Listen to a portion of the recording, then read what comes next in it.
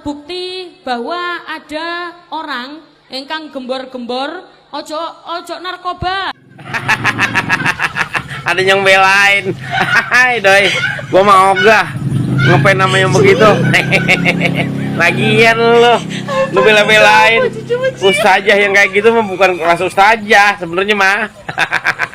Masa kelasnya kayak ibu-ibu ngerumpi sama tukang sayur.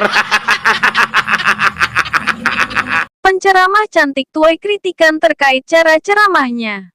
Ustazah muda Umi Laila memang kerap tampil di berbagai acara. Tak hanya di off-air, Ustazah cantik ini juga mengisi acara di salah satu televisi nasional. Namun ada beberapa ustadz mengkritik ceramah Umi Laila.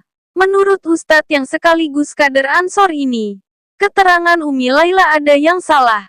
Dia pun menghimbau Umi Laila mengkaji lagi tentang apa yang disampaikan kepada jemaahnya.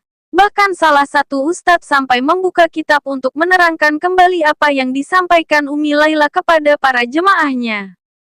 Bagaimana cara mengganti sholat pada saat kita sakit? Mudah saja, boleh mengganti sholatnya di semua waktu asalkan bukan waktu yang diharamkan sholat. Nah, ada beberapa waktu. Iya. Yang diharamkan sholat? Ada. Coba apa aja? Contoh, misal habis asar. Nah, habis kita sholat asar itu tidak boleh ada sholat lagi. Nah, mau ke maghrib itu tidak boleh sholat.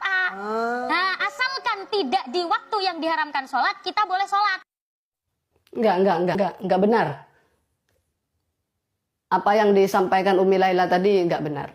Bahwa orang yang meninggalkan sholat tidak boleh mengkodok di beberapa waktu tertentu. Enggak benar itu.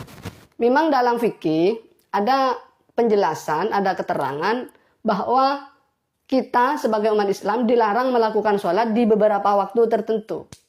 Seperti setelah melakukan sholat asar, setelah melakukan sholat subuh, kemudian di awal terbitnya matahari, kemudian waktu istiwa, itu memang kita dilarang untuk melakukan sholat. Bahkan haram di waktu-waktu itu. Tetapi tidak semua sholat kita haram melakukan di waktu itu, di waktu setelah sholat asar, enggak semua sholat. Ada beberapa sholat yang boleh, bahkan harus dikerjakan meskipun di waktu yang awalnya itu diharamkan. Seperti ya sholat ini, sholat qadha ini. Jadi kalau kita meninggalkan sholat duhur, kemudian melakukan sholat asar. Setelah melakukan sholat asar mau diqadha, mau mengqadha sholat duhur. Apakah dosa? Enggak dosa. Malah itu wajib. Wajib diqadha di waktu itu. Kan mengqadha sholat itu kan wajib segera. Jika sholatnya itu ditinggalkan bukan karena udzur. Justru kalau tidak disegerakan qadhanya, ditunda-tunda, oh nanti ini masih waktu haram. Baik, itu menundanya justru yang haram. Jadi sekali lagi ini perlu diluruskan. Mudah-mudahan ini bisa diketahui, bisa dikaji ulang oleh Umi Laila bahwa mengqadha sholat itu tidak ada waktu larangan. Kapanpun silahkan. Setelah sholat asar silahkan. Setelah sholat subuh juga silahkan. Justru kalau kita menunda-nunda qadha itu bisa menjadi haram. Mudah-mudahan ini jadi maklum untuk kita semua.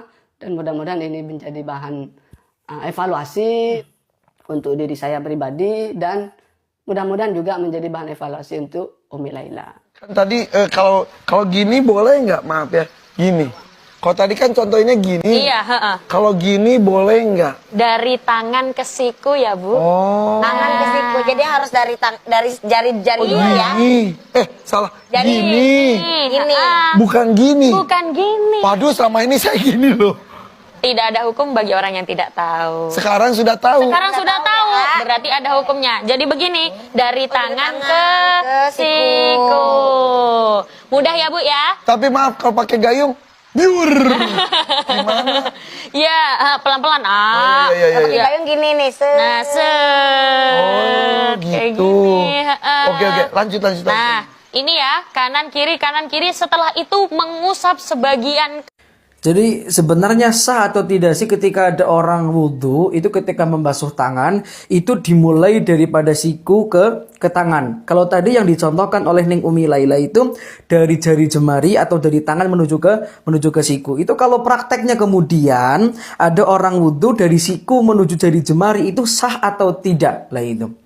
Kalau tadi seakan-akan Neng Umi Laila tidak memperkenankan bagi orang yang wudhu itu dimulai daripada siku. Nah, kalau saya baca dalam kitab Minhajul Qawim, keterangannya begini. Wal bada'atu fil khoslil yadi wa rijli ay kulli yadin wa rijlin bil asabi'i. Memang ketika membasuh tangan dan kaki itu idealnya bil asabi'i, dimulai daripada jari jemari sampai ke siku. Tapi in sobba ala nafsi, jika kita wudu mandiri, ya kan, mandiri. Tapi kalau fa'in sobba alaihi ghairuhu bada bil mirfaqi wal ka'bi. Kalau kita wudu diwudukan oleh orang lain atau kita wudu menggunakan keran, maka dalam kitab ini mengatakan maka bada'a bil mirfaqi wal ka'bi. Jadi kalau kita diwudukan oleh orang lain atau kita wudu pakai keran, itu justru dimulai bil mirfaq, dari mulai siku ke tangan atau ke jari jemari. Lah itu. Jadi keterangannya ada itu. Jadi ya mungkin Ning Umi Laila lupa begitu ya, sudah dimutolaah kemudian beliau lupa. Nah itu. Tetapi memang hada ma fi raudhah, ini keterangan yang terdapat dalam kitab Raudhah, artinya boleh ketika kita wudu dari mulai siku ke tangan. Kalau kemudian kita wudu bukan mandiri tapi dibantu oleh orang lain atau wudunya menggunakan keran. Nah, hada ma fi raudhah, ini keterangan yang terdapat dalam kitab Raudhah.